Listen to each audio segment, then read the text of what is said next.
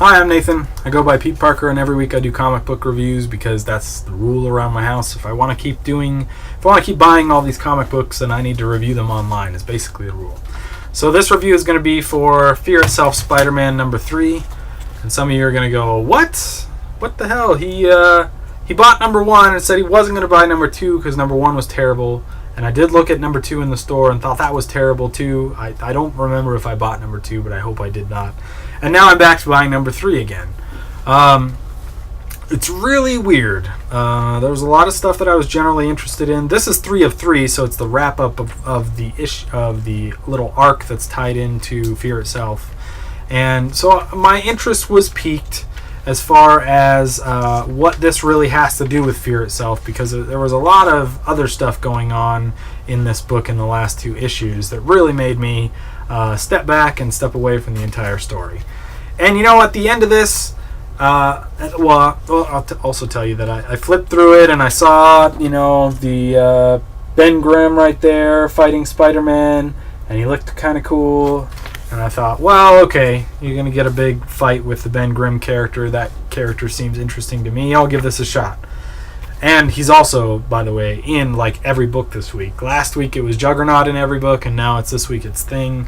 I don't know if they're doing that on purpose or not, but it seems to be really interesting how these main huge bad guys can be in like multiple locations all at once fighting different people.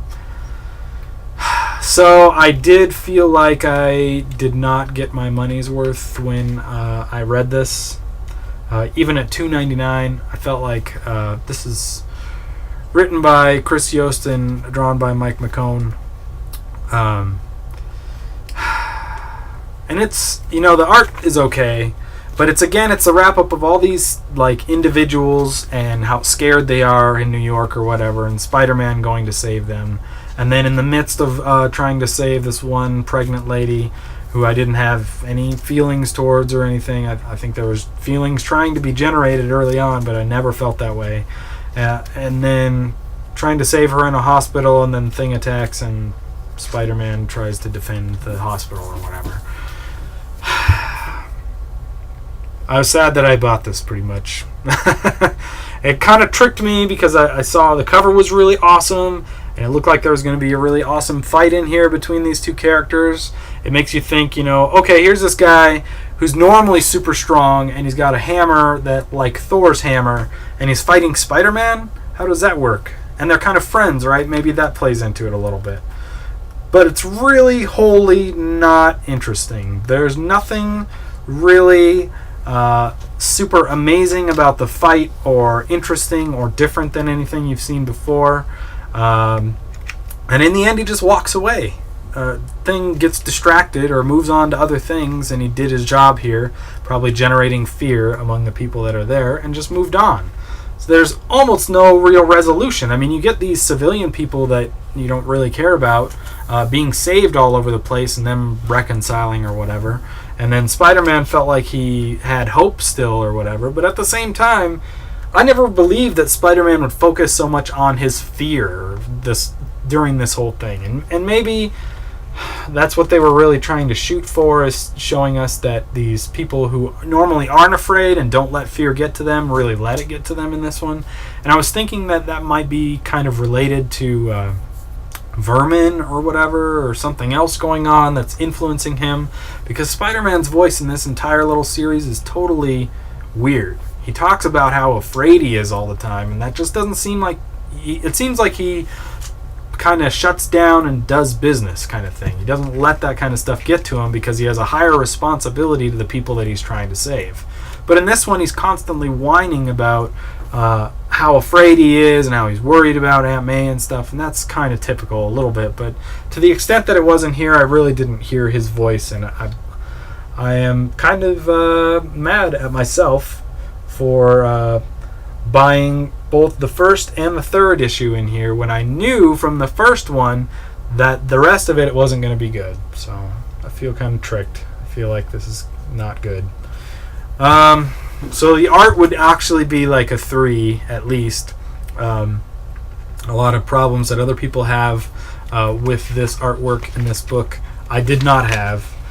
There's a lot of talk about how this flat panel black effect on the suit is lazy because you don't see much detail, but I find it to be kind of indicative of the fact that the sky's really dark, the whole scenes are really dark, so it's not really an issue for me.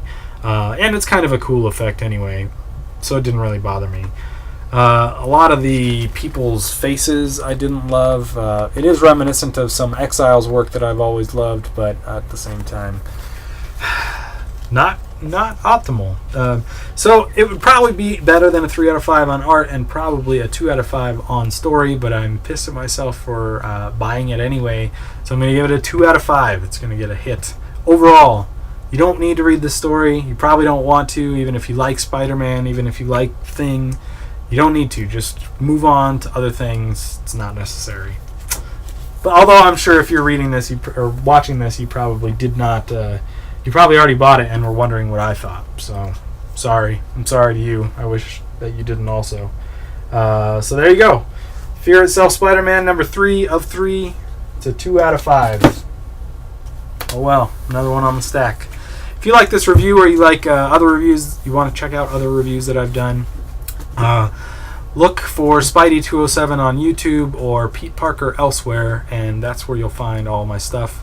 And I may or may not actually be doing this next week because of San Diego. We're going out for that vacation for the Comic-Con thing, so we may try to do it out there and may not. So if not, we'll see you next time. And if so, thanks for listening anyway. We'll talk to you next week or the week after.